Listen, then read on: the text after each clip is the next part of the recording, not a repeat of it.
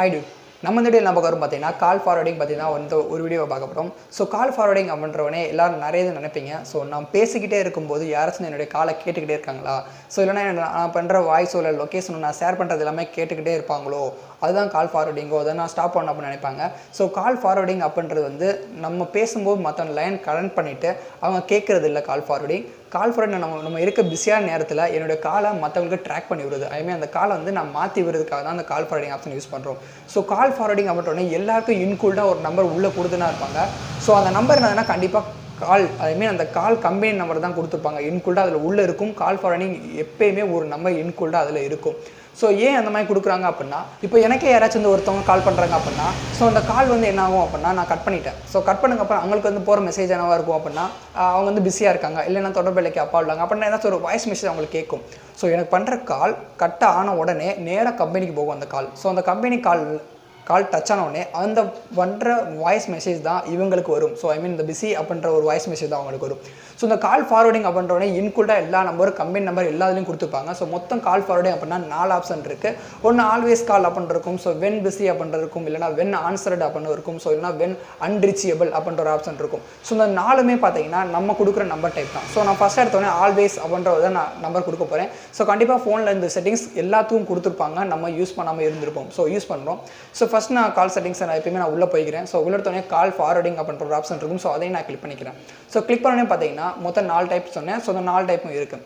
So when always அப்படின்ற ஒரு option இருக்குது அப்படின்னா, ஆல்வேஸ் கால் ஃபார்வர்டிங் அப்படின்னா அதில் நம்ம என்ன நம்பரை டைப் பண்ணுறோமோ கொடுத்துட்டோம் அப்படின்னா நமக்கு வர கால் எல்லாமே அந்த நம்பருக்கு வந்து டேரெக்டாக அப்படியே போயிட்டே இருக்கும். ஸோ நமக்கு வர கால் எல்லாமே அவங்க தான் அட்டன் பண்ணி பேச முடியும். எனக்கு பண்ணுற கால் எல்லாமே பார்த்தீங்கன்னா அவங்களுக்கு போயிட்டே இருக்கும். ஸோ இதுதான் வென் ஆல்வேஸ் கால் ஃபார்வர்டிங் அப்படின்ற ஆப்ஷன். ஸோ செகண்ட் பார்த்தீங்கன்னா வென் பிஸி அப்படின்ற ஒரு நம்பர் இருக்கும்.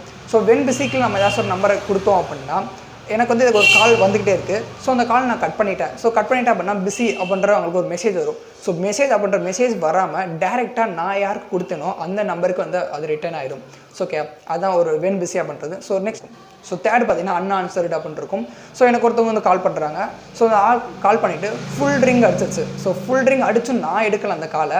ஸோ கால் எடுக்கலை அப்படின்னா டேரெக்டாக நான் அதில் என்ன நம்பர் கொடுத்துருக்கணும், ஸோ அவங்களுக்கு கால் ஃபார்வர்ட் ஆகிட்டு அவங்க பேசிக்கிட்டே இருப்பாங்க. ஓகே, இதுதான் அன்ஆன்சர்டு அப்படின்ற ஒரு ஆப்ஷன். ஸோ நெக்ஸ்ட் ஃபோர்த்து பார்த்தீங்கன்னா அன்ரீச்சபிள்.